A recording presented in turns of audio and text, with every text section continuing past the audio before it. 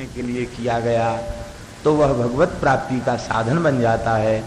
और यदि केवल अर्थ के संचय के लिए किया गया तो उस योग से, उस समाधि से भौतिक उपलब्धि होगी, आध्यात्मिक उपलब्धि संभव नहीं है। आध्यात्मिक उपलब्धि पाने के लिए सर्वथा दंभ शून्य होकर के, भगवान का बन करके, केवल इनकी खुशी के लिए सारी क्रियाएं करें। संसार से एकदम किनारा कर दे।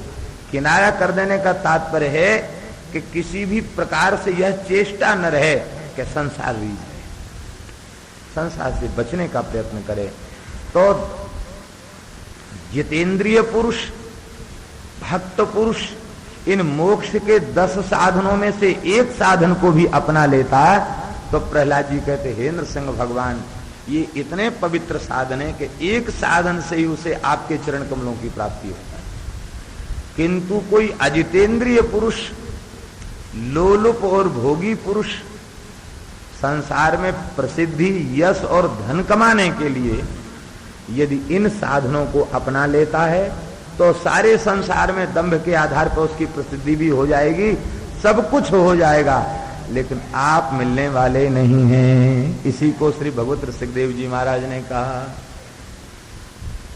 नाचें गावें चित्र बनावें करें काव्य चटकीली, सांच बिना हरि हाथ न आवें सब रहनी है ढीली। सच्चाई के बिना श्री ठाकुर जी अधीन नहीं होंगे।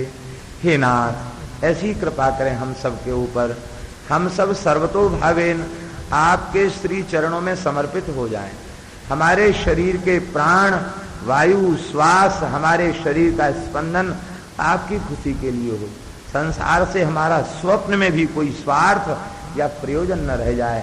इस वृत्ति से हम लोग भजन करें तो सद्यः भगवत प्रेम की प्राप्ति होगी और श्री ठाकुर जी की प्राप्ति होगी। श्री वृंदावन बिहारी लाल की जय।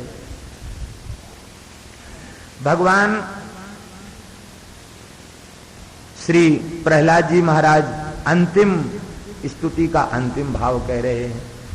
प्रहलाद जी की स्तुति वैष्णवों के लिए तो इतनी दिव्य है कि इनमें निष्कामता की चरम सीमा है। बहुत अद्भुत स्तुति है प्रहलाद जी की। तत्तेरहत्तम नमस्तुति कर्म पूजा कर्म स्मृतिश्चरणयो श्रवणम कथायाम संसेवया त्वयि विनेति षडंगया किम भक्तिम जनः परमहंस गतौ लभेत। हे भगवान, आपकी भक्ति के 6 अंग हैं। प्रहलाद जी ने भक्ति के 6 अंग बताए। कौन कौन? पहले सबसे पहला अंग है भक्ति का नमस्कार। नमस्कार माने प्रणाम। प्रणाम का अर्थ प्रपत्ति, प्रपत्ति का अर्थ सर्वतो भावेन समर्पण। जहां कहीं आपका विभूति दिखाई पड़े प्रणाम करें, नमस्कार करें। देखिए, नमस्कार यह पहला कर्म। पहले भगवान को नमस्कार, फिर भगवान की विभूतियों को नमस्कार, और भगवान की विभूतियों के बाद सब में भगवान विराजमान है। इस भाव से प्रणमे दंडवद भूमौ अश्व चांडाल गोखर। 11वें स्कंद में नवयोगीश्वरों ने कहा प्रणवेद। प्रणमेत ये विधि है, ये विधि है। दंडवत प्रणमेत, दंडवत प्रणाम करे, लोट कर प्रणाम करे। किसे कहते? अश्व, चांडाल, गो और खरम, सबको प्रणाम करे। सब में भगवान विराजमान, इस भाव से। लेकिन उसके लिए सीधे सीधे ये उपलब्धि नहीं होगी। सबसे पहले गुरुजनों ने जो उपास्य इष्टदेव बताए उनमें आसक्ति, उनमें प्रीति, उनको नमस्कार। फिर इसके बाद गुरु तत्व परमात्मा का स्वरूप है, गुरु ईश्वर भावना, गुरु में परमात्मा की बुद्धि। फिर गुरु जी ने कहा कि देखो ये वैष्णव संत हैं, ये भी हमारे ही स्वरूप हैं, तो उन संतों में भगवत बुद्धि। फिर संतों में भगवत बुद्धि के बाद सत्संग में पता चला कि ब्राह्मण भी भगवान की विभूति हैं, तो ब्राह्मणों में भगवत बुद्धि, फिर तुलसी में भगवत बुद्धि, फिर पीपल में भगवत बुद्धि, फिर श्री यमुना गंगा आदि पवित्र नदियों में भगवत बुद्धि, और अंत में होते होते इसी तरह से भगवत भाव का विस्तार करते करते करते करते खम्बायु मग्निम शलिलम महिष्य, सारा विराट भगवान का स्वरूप है। यत्किंच भूतम प्रणमेद अनन्य, अनन्य की परिभाषा है यत्किंच भूतम यो प्रणमेत स एव अनन्य। अनन्य शब्द का अर्थ है अपने इष्ट के अतिरिक्त जिसकी दृष्टि में कोई दूसरा तत्व न हो, उसे अनन्य कहते। और सब में भगवान को देखने पर तो वो परम सिद्ध हो ही जाएगा, जीवन मुक्त हो जाएगा। एक में भगवान को देखने पर भी सिद्ध हो जाएगा। पूर्छा के महाराजा मधुकर शाह इन्होंने प्रतिज्ञा की कि जिसके मस्तक पर ऊर्ध्वपुंड तिलक होगा, गले में तुलसी होगी, उस वैष्णव को भगवान मानकर हम आदर करेंगे, उसमें भगवान मानेंगे। अब उनके दरबार में कोई भी तिलक लगा के आता तो गद्दी से खड़े हो जाते, उसको बिठा देते, चरणों में बैठ जाते। प्रभु आज बड़े मंगल में दर्शन दिए। मंत्रियों ने कहा राजा बड़ा पागल हो गया, चलो इसकी परीक्षा लो। वे राम जी का दर्शन करने आ रहे थे, एक गधे को खूब बढ़िया से चंदन लगा के, खूब सुंदर ऊर्ध्वपुंड तिलक लगा के गोपी चंदन से, और खूब राधे श्याम नामा सीताराम नामा उड़ा करके तुलसी की मालाएं पहना के उसको हाँक दिया राजा के सामने। देखते हैं तिलक तुलसी में सबको भगवान को देखते, गधे में भगवान देखते हैं कि नहीं। उस गधे को देख करके मधुकर साहब साष्टांग पड़ गए। वाह, हे बिहारी जी बड़ी कृपा है। अब तक तो हमारे राज्य में 2 हाथ पैर वाले वैष्णव थे, 2 पांव और 2 हाथ वाले वैष्णव थे। आज आपने बड़ी कृपा की है, आज तो चतुष्पाद वैष्णव का दर्शन हो गया। वाह, धन्य है, धन्य है। आज आपकी इस झांकी का दर्शन करके तो हम कृतार्थ हो गए। अब उस गधे को दंडवत करने लगे और परिक्रमा देने लगे। ठाकुर जी रीझ गए, सरकार प्रकट हो गए, और जुगल सरकार ने प्रकट होकर के उनको हृदय से लगा लिया। सिद्धि मिल जाएगी। तो सबसे पहला भक्ति का अंग है नमस्कार। जो शिशोषि तब चरण नमामि, मुंह पर कृपा करिए अब स्वामी। नमस्कार, नमस्कार केवल भगवत बुद्धि से, भगवान के अतिरिक्त बुद्धि से नमस्कार करेगा तो भक्ति व्यभिचरित हो जाएगी। अपने इष्ट को स्वीकार करके नमस्कार करे तो व्यभिचरित भक्ति नहीं है। नमस्कार। दूसरा अंग है स्तुति। संसार की चर्चा न करे, भगवान के दिव्य गुणों की चर्चा करे, भगवान से प्रार्थना करे। ये भक्ति का दूसरा अंग है। ये संतों की जो वाणियां हैं ये सब स्तुति रूप अंग में ही आती है। और तीसरा समस्त कार्यों का समर्पण। जो कुछ करे वो भगवान की खुशी के लिए करे और करने के बाद भगवान को समर्पित करे। ये तीसरा अंग। चौथा अंग है अष्टयाम, भगवान की सेवा पूजा।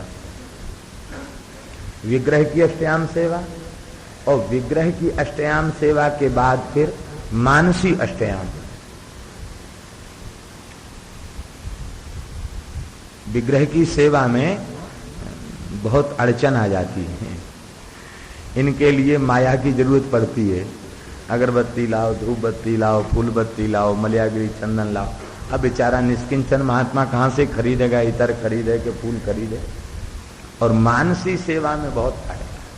बस बैठ जाए, हजारों मन फूल मंगा ले, कोई कंजूसी का काम ही नहीं। मणिमय सिंहासन बिछा दे सरकार के लिए, जुगल को विराजमान कर दे, और तमाम सहचरी अपने भी किसी स्वरूप से वहां सेवा में पहुंच जाए। फिर सेवा का विस्तार करे और प्रसाद भी मनोभोग लगावे, और तीनों लोकों में प्रसाद बांटे, तीनों लोकों में चरणामृत बांटे, देवताओं को चरणामृत बांटे, ऋषियों को महात्माओं को चरणामृत बांटे, सबकी पूजा करे।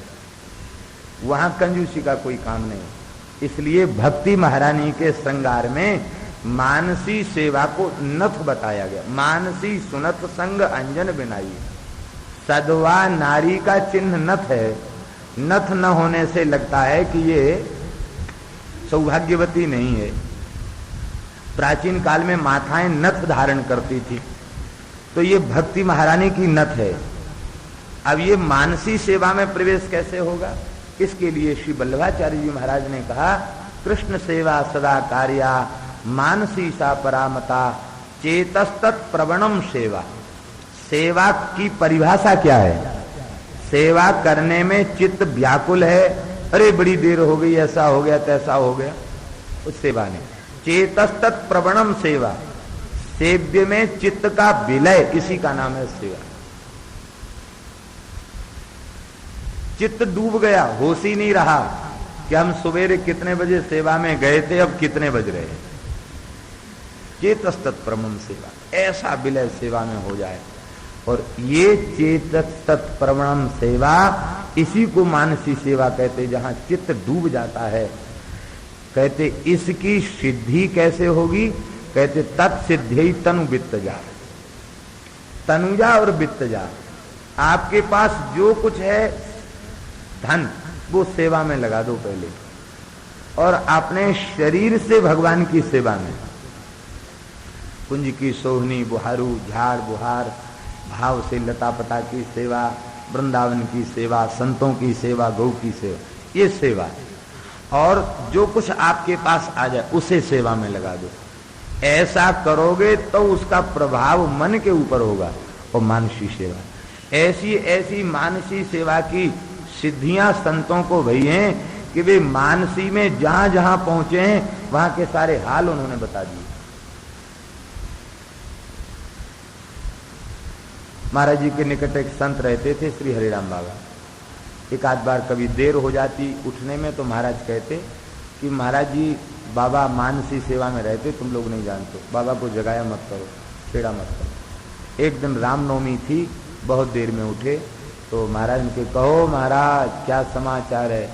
तो कहते हैं हम तो अयोध्या चले गए थे, अरे सरजू में स्नान किया और ऐसा किया वैसा किया, और वहाँ सरजू में राम घाट नहा रहे थे, गुड़िया थी, वो डूब के उसका भी कल्याण हो गया, वो भी पधार गई गुड़िया।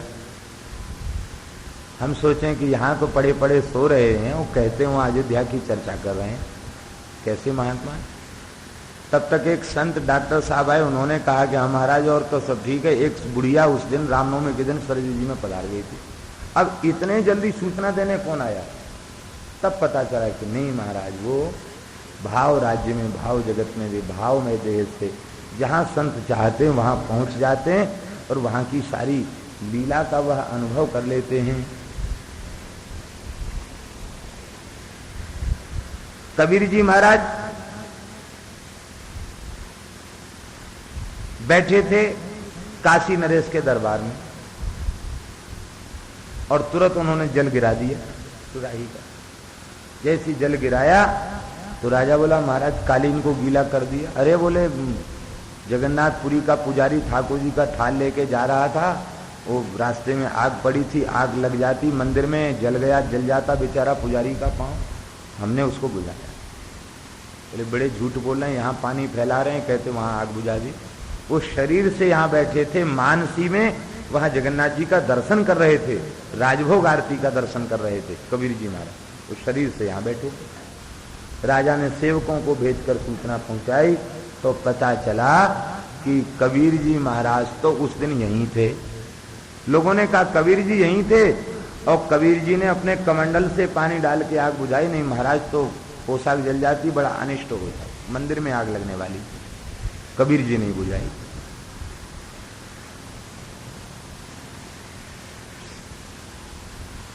अच्छा ये घटना तो बहुत पुरानी। एक घटना और आपको नहीं सुना है, ज्यादा पुरानी नहीं है, करीब 50 साल पुरानी घटना है। एक संत रहते थे श्री हीरादास जी महाराज, भिंड जिले में गोहद, गोहद में उनका स्थान था। हीरादास बड़े सिद्ध संत, अनन्य नाम जाप, और ऐसे महात्मा थे कि उनको अन्नपूर्णा की सिद्धि थी, खिलाते रहते थे, जो आता रहता भंडार में बनता चलता खिलाते रहते, जमातें आती रहती थी। तो एक बार वो बहुत जोर से हंसने लगे बैठे बैठे, तो लोगों ने पूछा हीरादास जी से कि महाराज आप क्यों हंस रहे हैं? अरे बोलो कुछ पूछो मत। क्यों हंस रहे हैं? अरे भाई कुछ मत पूछो। अरे नहीं महाराज बताने पड़े। वो देहाती आदमी पीछे पड़ गए, बताओ महाराज। बोले वृंदावन कलाधारी में सावन भादों का मेला चल रहा है, बड़ी संत सेवा हो रही है। कलाधारी का नाम दिया उन्होंने। बोले कलाधारी में एक रसोईया खीर परोस रहा था और खीर परोसते परोसते उसकी लंगोटी खुल गई और सब साधु हंसने लगे, पंगत में रसोईया हंसने लगे। वही लीला देख के हमको भी हंसी आ गई। तो महाराज क्या हुआ? बोले हुआ क्या, एक हाथ में बाल्टी और एक हाथ में पलटा, लंगोटी लगाने के लिए दूसरा साधु आया। सब हंसने लगे। तो लोगों ने कहा ऐसी गप ठोक रहे होंगे। तो भिंड से लोग चल करके वृंदावन आए कलाधारी और कहा महाराज इस दिन को घटना घटी है। बोले हाँ, गोहद के संत हीरा दास जी उस समय यहीं थे और वो पंगत में खीर की बाल्टी लेकर के खीर परोस रहे थे और उन्हीं की लंगोटी खुली थी और महाराज हमारे रसोइयों ने उनकी लंगोटी बांधी और अभी अभी तो वे गए गोहद। अभी अभी बोले कब हम जा रहे हैं। ऐसे महात्मा। तो कहने का तात्पर्य भाव राज्य में जब उनका प्रवेश हो जाता है तो वे मुक्तात्मा महापुरुष इस शरीर से कुछ करते हैं और भावमय देह से संत सेवा, ठाकुर सेवा उसमें लगे रहते हैं। ये संतों के चरित्र हैं। तो कहने का तात्पर्य ये है कि ये सेवा पूजा, मानसी सेवा ये अंग है और चरण कमलों का चिंतन। कितने अंग हो गए? नमस्कार, स्तुति, संपूर्ण कर्मों का भगवान के चरणों में निवेदन और चौथा अंग है सेवा पूजा, अष्टयाम सेवा और पांचवा अंग है चरण कमलों का ध्यान। भक्तों का चिर विश्राम भगवान के युगल चरण कमल है। चरण कमलों का ध्यान। धरणी मंडनम, धरणी मंडनम ध्येयमाप चरण पंकजम संतमं चते रमण नस्तने स्वल्पयादिह प्रणत देहिनां पापकर्षणम्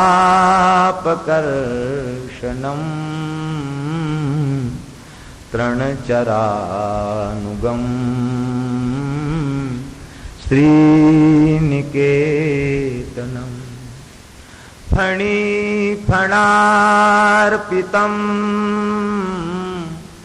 ते पदाम्बुजम कृणुकुचेषु नः कृन्धिरेच्छयम्। ये चरण कमलों का चिंतन है। इस तरह से मन रे परस हरि के चरण बंदो राधिका पद पदम। चरण कमल बंदो हरि, ये चरण का चिंतन, ये भक्ति का अंग है, पांचवा अंग है। और अंतिम अंग है भक्ति का लीला का श्रवण। अंतिम अंग है ये अंतिम अंग भी है और सबसे प्रथम अंग भी है, प्रधान अंग है ये लीला का श्रवण। क्योंकि बिना श्रवण के कुछ भी उपलब्ध नहीं होता। श्रवण की बहुत बड़ी महिमा है। इतनी महिमा है श्रवण की कि महाराज साधकों के लिए तो श्रवण बहुत आवश्यक है ही, सिद्धों के लिए भी आवश्यक है। साधकों के लिए श्रवण तो बहुत आवश्यक है। अभी एक साधक कह रहे थे महाराज आप कहते हो कि जितने संत सिद्ध भय सेवा से सिद्ध भय, सेवा करने में तो उतना लाभ नहीं मिलता जितना सत्संग करने में लाभ मिलता है। देखो उसका समाधान ये है कि सत्संग पूर्वक जब सेवा की जाती है तो सेवा का लाभ मिलता है और सत्संग के द्वारा ही सेवा की महिमा समझ में आती है। ये सब श्री धाम की सेवा है, श्री ठाकुर जी की सेवा है, ये संतों की सेवा है। इस भाव की प्राप्ति बिना श्रवण के उपलब्ध नहीं होती। और जब सत्संग करने के बाद वह सेवा करता है तो सेवा करने के बाद उसे अभिमान नहीं आता, सेवा से उसके भीतर दैन्य बढ़ता है, भाव बढ़ता है और प्रेम की वृद्धि होती है। इसलिए प्रत्येक साधन के साथ श्रवण जरूरी है। नाम जप के साथ भी श्रवण जरूरी है। नाम जप करेगा, श्रवण नहीं किया तो कभी सोच लेगा कि हमसे बड़ा भजनानंदी कौन होगा। और जो श्रवण करेगा कि श्री हरिदास ठाकुर यवन कुल में उत्पन्न होने के बाद भी 22 घंटे उच्च स्वर से महामंत्र का कीर्तन करते थे, तो सारा गुमान चला जाएगा। मैल अभिमान अंग अंगन छुड़ाइए। भक्ति में जो अभिमान आ जाता है वह अभिमान श्रवण से निवृत्त होता है। तो भक्ति निर्दोष श्रवण के द्वारा ही बनती है, इसलिए श्रवण ये अंतिम अंग है। श्रवण। प्रहलाद जी कहते हैं कि हे नाथ, मैंने तो यही विचार किया है कि कोई वैष्णव इन 6 अंगों का आश्रय ले ले तो भक्तिम जनः परमहंस गतौ लभेत। हे भगवान, इन 6 अंगों के बिना उसे भक्ति प्राप्त नहीं हो सकती, और जब तक भक्ति प्राप्त नहीं होगी तब तक आपकी प्राप्ति कैसे होगी, और जब तक आपकी प्राप्ति नहीं होगी तब तक वह परमहंस गति को कैसे प्राप्त करेगा। इसलिए हे नाथ, आप तो अपने परम प्रिय परमहंसों का प्राण धन है, और परमहंस गति किन्हें प्राप्त होती? बोले षडंग भक्ति का जो अनुष्ठान करते हैं वे इन 6 अंगों को स्वीकार करते करते अंत में परमहंस गति को प्राप्त हो जाते। ये 6 अंग पुनः एक बार श्रवण कर लें। सबसे पहला अंग है नमस्कार, भगवान को प्रणाम। इस अंग को बढ़ाना यह है कि बढ़ाते बढ़ाते सबको नमस्कार।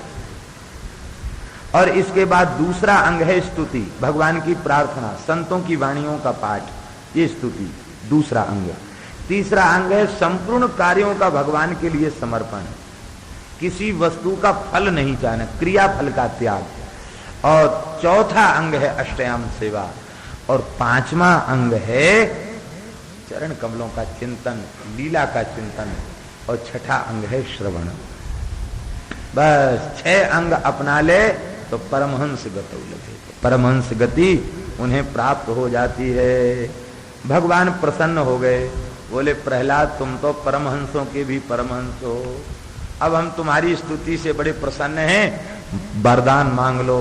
श्री भगवान उवाचो प्रहलाद भद्र भद्रन्ते प्रीतो हम ते सुरोत्तम वरम वृणी स्वाभिमतम काम पूरोष्म्य हम नृणाम। हे प्रहलाद, तुम्हारा भद्र हो, कल्याण हो, मैं तुम्हारे ऊपर अत्यंत प्रसन्न हूं, मैं संपूर्ण कामनाओं को पूर्ण करने वाला हूं। देखिए यहां प्रहलाद भद्र और भद्रन्ते 2 बार भद्र आया, एक बार भद्र आया प्रहलाद भद्र, और फिर दोबारा आया भद्रन्ते। इसका तात्पर्य क्या है? इसका तात्पर्य यही है, प्रहलाद भद्र, हे प्रहलाद तुम तो मेरे प्रेम के कारण साक्षात कल्याण के स्वरूप हो चुके। ये प्रहलाद भद्र माने प्रहलाद एव भद्रा, प्रहलाद तुम तो साक्षात कल्याण बन गए। मंगल आदि विचारी रहा वस्तु न और अनूप, हरिजन को यश गावते हरिजन मंगल रूप। ये हरिजन मंगल रूप हैं, ये संत जो है ना साक्षात मंगल के स्वरूप, कल्याण के स्वरूप। मुद मंगलमय संत समाजो जो जिम जंगम तीर्थ है, ये मंगलमय। हमारे यहां संतों ने मंगल कौन कौन है कहते, सबसे पहले मंगल की अधिष्ठात्री श्री जी हैं। मंगल प्रकट श्री जी के चरणों से होता है। मंगल मूर्ति लाडली, लाडली श्री राधा रानी मंगल मूर्ति है। और मंगल मूर्ति लाल,